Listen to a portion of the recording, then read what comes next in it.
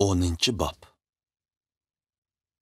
Ezra ibodatxona oldida yuzini yerga yiqib, yig'izor bilan duo qilib, gunohlar uchun tova qilayotganida zo'r bir to'p Isroillar, jumladan ayol va bolalar uning atrofiga o'lishib, hasratlik yig'lashdi.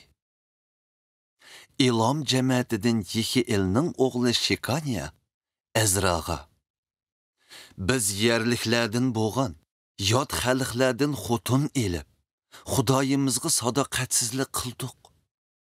Garchi shundoq bo'lsa-mu, Isroiliyada yana umid bor.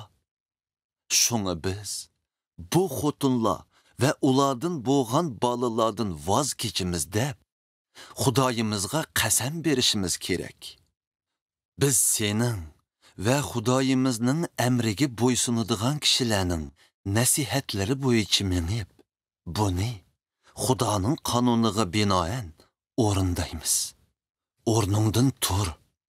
Sen bu ishni bir taraf qilishda huquqliq. Biz seni qo'llaymiz. Sen jur'atchan bo'lib, bu ishni ishqa oshur", dedi. Shuning bilan Ezra o'rnidan turib, ruhoniy boshliqlar, laviylar va qolgan barliq Isroil xalqini bu taklif bo'yicha ish ko'rishga qasam qildirdi. Ular shu bo'yicha ish ko'rdi. Ondan Ezra ibodatxona oldidan ayrilib, El-Yoshibning o'g'li Yehohanonning hujrasiga kirdi. U yerda qaytib kelgan surgunlarning sadoqatsizligi uchun bir kecha yemay ichmay hasrat chekdi. Keyin Yerusalim va Yahudiyaning boshqa joylariga surgundan qaytib kelgan odamlarning hammasining Yerusalimga jam bo'lishi to'g'risida mundaq amr tushirildi: "Kimki 3 kun ichida Yerusalimga yetib kelmasa, amaldor va oqsoqollarning buyrug'i bo'yicha mol-mulki musodara qilinib, jamoatning a'zosi bo'lolmaydi." 3 kun ichida barliq Yahuda va Binyomin qabilasidagilar Yerusalimga jam bo'ldi. 9-oyning 20-kuni barliq xalq ibodatxona oldidagi maydondan o'rin oldi. Qattiq yomg'ir va bu ishning jiddiyligi sababidan hamma odamni titrak bosdi. Ondan Ezra ruhoniy o'rnidan turib, ularga: "Sizlar sadoqatsizlik qilib, yot xalqlardan xotin elib, Isroillarni texmi eg'ir gunohga patqizdinglar. Endi sizlar Parvardigor, ya'ni ajdodlaringlar e'tiqod qilib kelgan Xudoga gunohinglar uchun tavba qilib, uning irodasi bo'yicha ish ko'ringlar. Zeminimizda turadigan yerlik xalqlar va yotdan olgan xotinlaringlardan munosabatni uzinglar", dedi.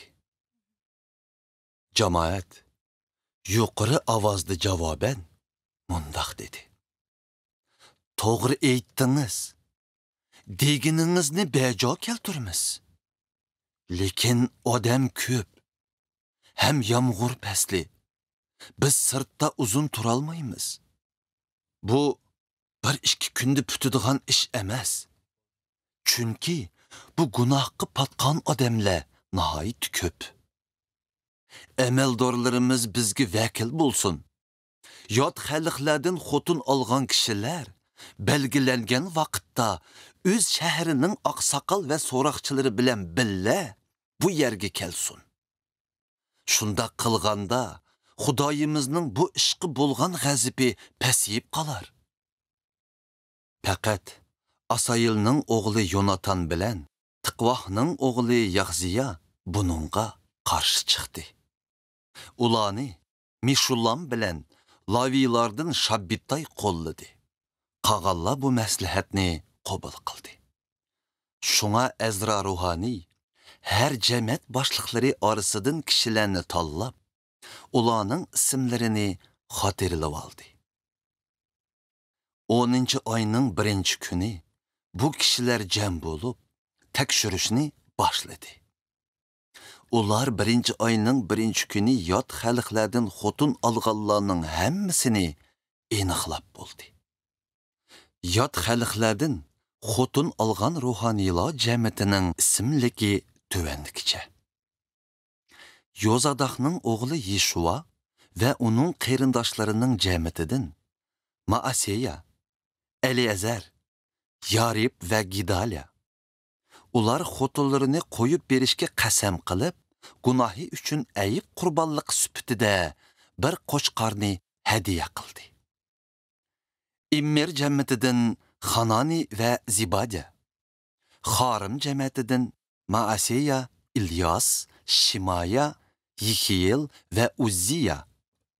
Paşhur cemiyetinden Elyoinay, Maaseya, İsmail, Nitanel, Yozabat ve Elasa. Laviladın Yozabat, Shimi, Qilaya, u yani Qilita deb mi atılıdı. Pitahiya, Yahuda ve Eleazar. İbadetxanı münacatçılarından Elyaşib, İbadetxanı dervazıvellerinden Şallum, Telem ve Uri. Başka İsrailladın, Parush cemiyetinden Ramiya, Yiziya, Malkiya, Miyamin, Elazar, Malkiya ve Binaya. İlam cemiyetinden Mattanya, Zikiriya, Yihiyel, Abdi, Yerimot ve İlyas. Zattu cemiyetinden Elyounay, Elyaşib, Mattanya, Yerimot, Zabat ve Aziza. Biboy cemiyetinden Yehohanan, Hananya, Zabbay ve Atlay.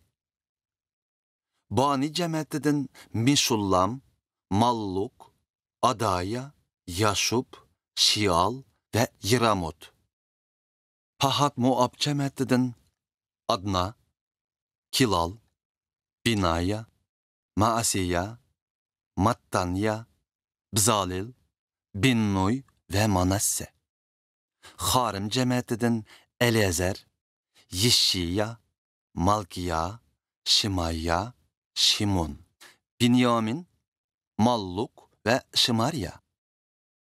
Haşum cemiyetinden Mettinay, Mattatta, Zabad, Elifelet, Yirimay, Manasse ve Şimi. Bani cemiyetinden Maadday, Amram ve Uyel.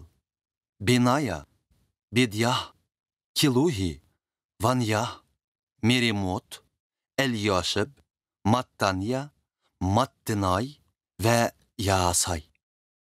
Binnuy cemiyetinden Şimi, Şelemya, Natan, Adaya, Maknadba, Şaşay, Şaray, Azaril, Şelemya, Şimarya, Şallum, Amariya ve Yusuf. Nibo cemiyetinden Yiyel, Mattitya, Zabad, Zibina, Yadday, Yoel ve Binaya. Mana bu kishilarning hammasi yot xalqlardan xotin olgan. Ba'zilari bu xotinlardan bolimi topgan.